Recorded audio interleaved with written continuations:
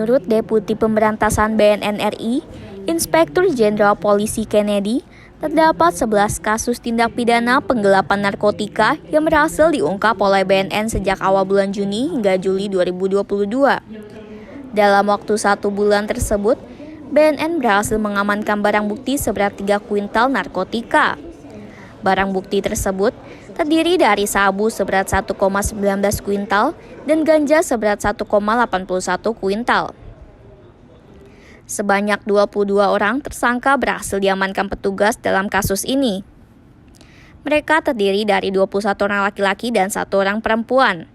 Sementara 3 orang tersangka masih dalam pencarian, termasuk 3 oknum anggota TNI dan 1 anggota Polri ikut terjerat dalam pengungkapan kasus ini. Generasi bangsa. Untuk itu BNN RI sangat serius dalam menanggulanginya. Meskipun pandemi COVID-19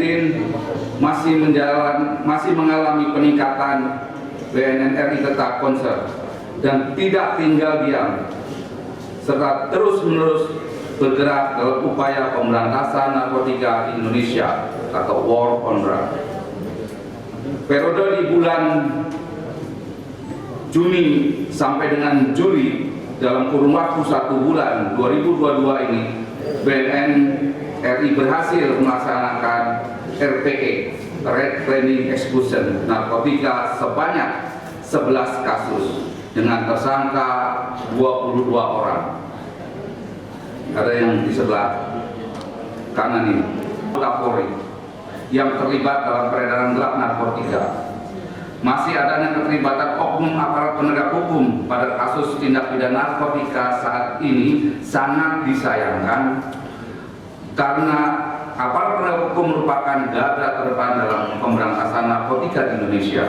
Hal ini menjadi tantangan besar bagi seluruh aparat penegak hukum dalam memelihara integritas individu agar tidak terpengaruh untuk melakukan pelanggaran atas nama N alias Jar sebagai kurir dan J dan NA sebagai penerima. Ini TKP di Jalan Kestubun Tanah Abang, Jakarta Pusat. Ini merupakan jaringan Jakarta dan Aceh dengan barang bukti 3,17 kg. Kasus yang kedua yaitu pada tanggal 8 Juni dengan tersangka 2 orang atas nama MJ dan Muhammad Saleh MS.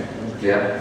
Nah, untuk MJ ini warga negara Pakistan, jadi WNA, kami tangkap. Adapun para tersangka dijerat dengan pasal 114 ayat 2, junto pasal 132 ayat 2, pasal 112 ayat 2, junto pasal 132 ayat 2, pasal 11 ayat 2, junto pasal 132 ayat 2, Undang-Undang Narkotika Nomor 35 Tahun 2009 dengan ancaman maksimal hukuman mati atau penjara seumur hidup. Dari Jakarta, Tim Liputan melaporkan untuk Sinpo TV.